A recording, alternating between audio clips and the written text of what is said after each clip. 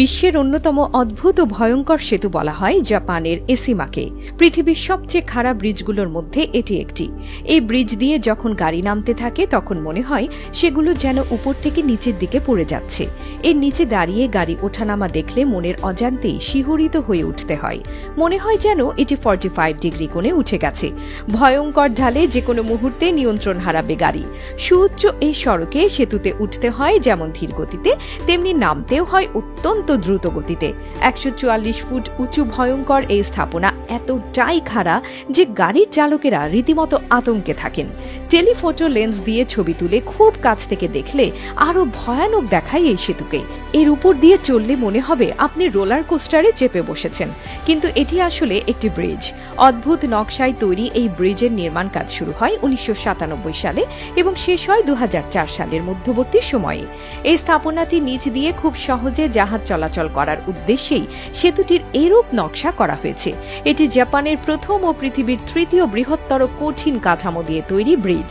পশ্চিম জাপানের বেশিরভাগ মানুষের দৈনন্দিন জীবনের একটি অংশ এটি। বিশ্বের অন্যতম ভয়ানক সেতুও বলা হয় এটিকে।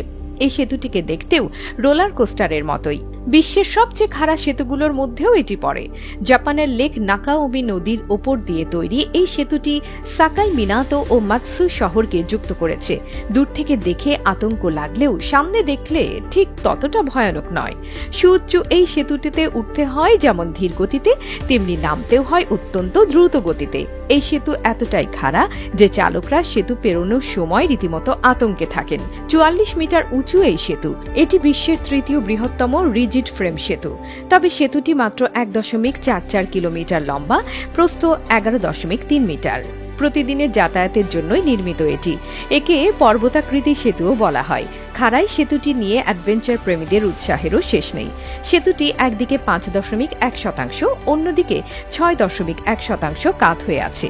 ইঞ্জিনিয়ারিং এর আশ্চর্য কেরামতিতেই তা সম্ভব। ব্রিজের নিচ দিয়ে বড় বড় জলযান যাওয়ার সময় 7 থেকে 5 মিনিটের জন্য যানবাহন চলাচল বন্ধ হয়ে যায়। শুধুমাত্র 14 টনের কম ওজনের যানবাহন ব্রিজটিতে চলাচলের অনুমতি পায়।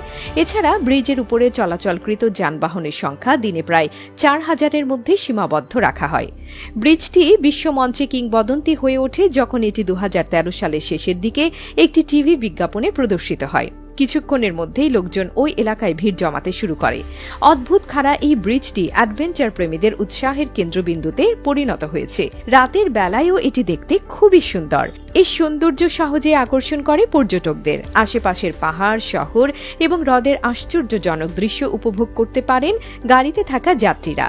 প্রথমবারের মতো যারা এর উপর দিয়ে চলাচল করেছেন তারা অবলীলায় স্বীকার করেছেন যে তারা নিচে নামার সময় বেশ ভয় পেয়ে যান। তবে কয়েকবার যারা চলাচল করেছে তাদের কাছে ব্যাপারটা বেশ রোমাঞ্চকর, যদিও এই ব্রিজ নিয়ে অতিরঞ্জিত অনেক তথ্য পাওয়া যায়।